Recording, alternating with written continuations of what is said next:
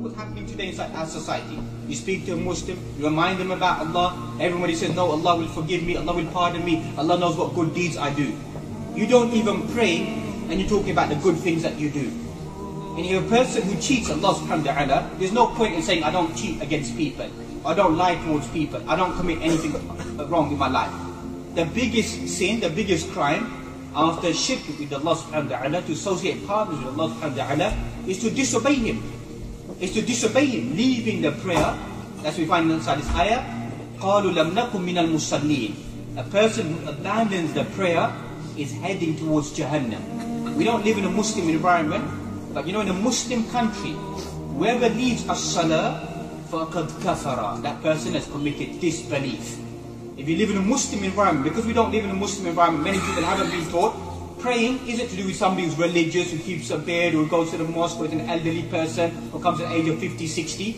As-salah is for every single Muslim.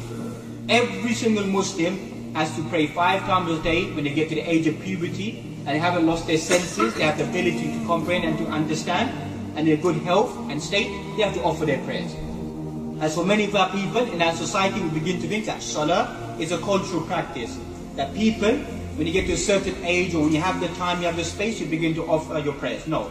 So this is the first blame upon these individuals. They've been thrown inside Jahannam because they never used to offer their prayers. Then second, we find they never used to do what? Feed the poor people. So some of us, we may pray, but when it comes to taking care of the orphans, taking care of other people, we become selfish. We become selfish. That's why we find a lot of the reason for poverty inside our society and the Muslim world at the moment is out of selfishness. If there was no zakah, many of us wouldn't really care.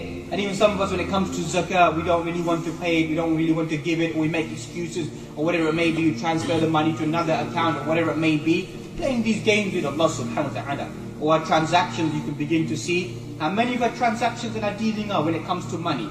Many of us are very religious when it comes to the masjid.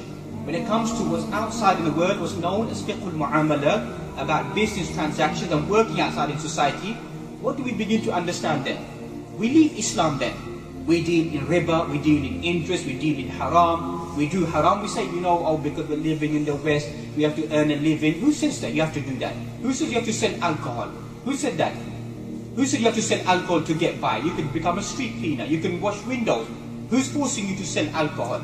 And some people, they don't want to address these topics because unfortunately, some of our masjids, unfortunately, are funded by people who deal in haram and then give their money to the masjid, so the masjid will keep a lid on it.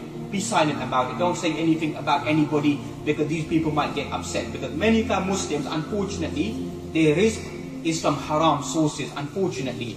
Because the things that they do, they begin to think that as long as I read my salah, I come for Yawmul Jum'ah, I throw maybe 10, 15 pounds inside the bucket, so the Imam has no right to ask me about how I live my life, whether I'm doing halal, whether I'm doing haram, etc. So this is all dangerous, a dangerous belief, that to separate your religious belief from your external belief. When you come out in the wider society, you still try to enforce the teachings of Allah subhanahu wa ta'ala according to the best of your ability.